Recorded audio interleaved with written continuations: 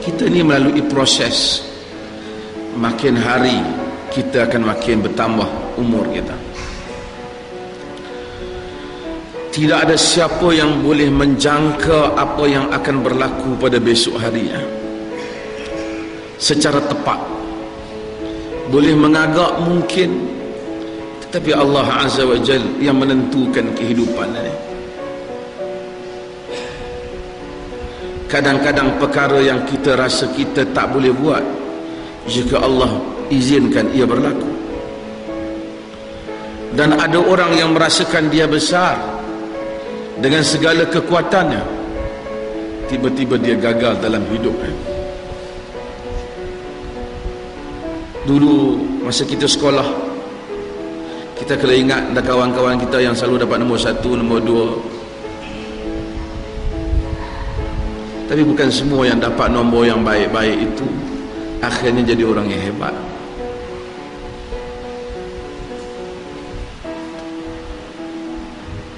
Saya nak, sebelum kita masuk tajuk, saya selalu sentuh pada mereka yang belajar datang ke Dewan ini berulang kali lah. Ini ada adik-adik yang baru, sahabat-sahabat yang baru lah. Dalam agama, antara perkara besar yang agama tekankan dalam soal akidah ialah bab yang dinamakan dengan tawakal. Insan bergantung dengan Allah Subhanahu wa ta'ala. Manusia disuruh berusaha, tetapi manusia kena yakin bahawasanya di atas segala usahanya, kuasa yang lebih besar ialah Allah Azza wa Jalla. Sebab itu Allah Ta'ala sebut, wa man yattaqillaha yaj'al lahu makhraja wa yarzuqhu min haitsu la yahtasib wa man yatawakkal 'ala Allah fa huwa hasbuh innallaha balighu amri. Ayat ni orang Melayu panggil ayat 1000 dinar, walaupun Melayu guna duit RM, ringgit Malaysia.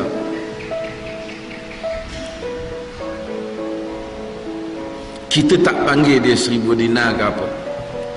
Dia ayat daripada surah At-Talaq. Ketika Allah menceritakan nasib wanita-wanita yang ditalak, dan juga nasib manusia keseluruhannya lah pada umumnya, Allah ingatkan kepada mereka dan ingatkan kita, wa man yattaqillaha yaj'al lahu makhraja. Siapa yang bertakwa kepada Allah, Allah jadikan untuknya jalan keluar. Wa yarzuqhu min haitsu la yahtasib. Dan Allah rezekikan dia dengan jalan yang dia tak sangka. Rezeki datang dengan jalan yang kita sangka dan dengan jalan yang kita tak sangka. Orang selalu sangka rezeki itu gaji dia lah. Tapi kadang-kadang dia dapat makan, dia dapat macam-macam yang Allah beri dalam hidup dia, tanpa dengan usaha dia. Kalau bergantung dengan kadar kebijaksanaan dia, mungkin dia tak dapat semua itu. Tapi Allah telah memberikan berapa banyak kurnia dalam hidup kita, semata-mata kurniaan. Wa yarzuq, kerana dia Ar-Razzaq, dia maha memberi rezeki. Wa man yatawakkal 'ala Allah fa huwa hasbuh. Siapa-siapa yang tawakal dengan Allah, cukuplah Allah baginya. Tuan-tuan hadirin dan hadirat yang dirahmati Allah Subhanahu wa ta'ala, tawakal adalah keajaiban hidup. Semua mana, saya ingat tuan-tuan dah selalu saya duk sebut, saya sangat suka dan alhamdulillah saya sentiasa apa je ada kesempatan saya suka baca apa yang Nabi ajar dalam hadis yang diriwayatkan oleh Al-Imam Nasa'i Itu ya Hayyu ya Qayyum birahmatika astaghith aslih li sya'ni kullah wa la takilni ila nafsi tarfata ain. Wahai Al-Hayy Al-Qayyum, Al-Hayy Allah yang maha hidup, Al-Qayyum yang maha berdiri, yang menguasai segala urusan, yang menguruskannya, yang menegakkannya. Birahmatika astaghith, dengan rahmatmu aku memohon pertolongan. Aslih li sya'ni kullah, baikilah untukku urusanku keseluruhan.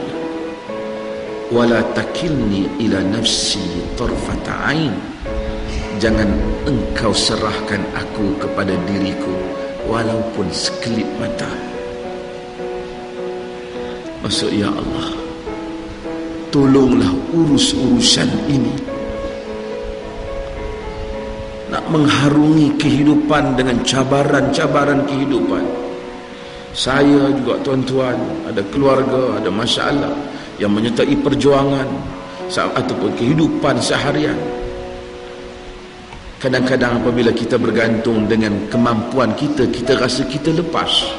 Kita tak lepas. Tapi apabila Allah yang menakdirkan untuk kita urusan kita, Masya Allah, dia jadi sangat cantik. Saya sebutlah pengalaman kan, kerana saya sebut dah kawan-kawan, kalau saya nak usaha untuk orang dengar apa yang saya ceramah ni, 2 tahun saya jadi mufti. Alhamdulillah lah, ramailah yang dengar macam-macam, tapi tidak lebih hebat dengan sekali Jais tangkap.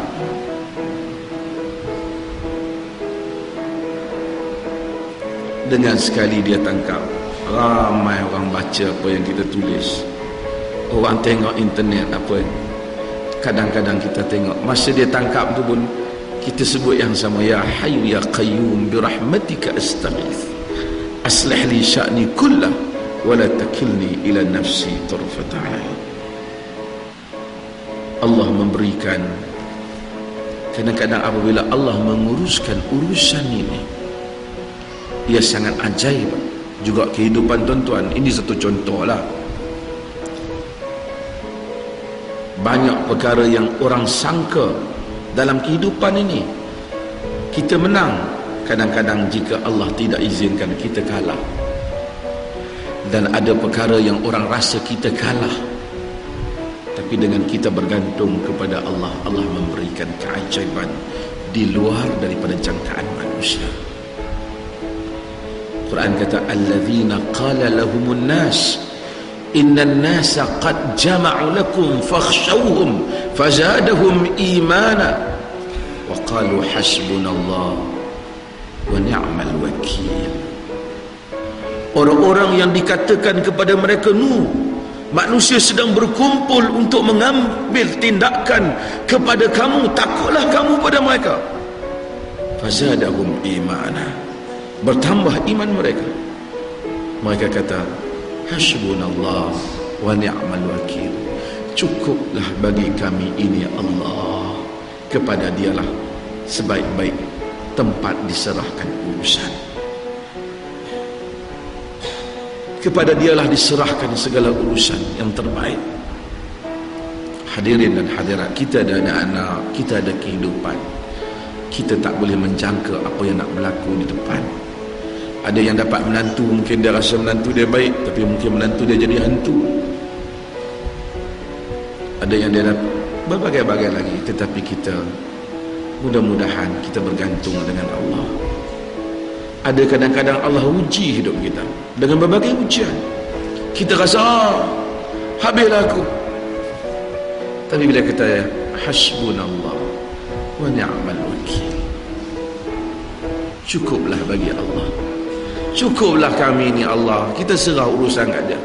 Masya Allah, Entah berapa banyak kita lalui ujian perjalanan dalam hidup, hari ini telah pun Allah keluarkan kita daripadanya.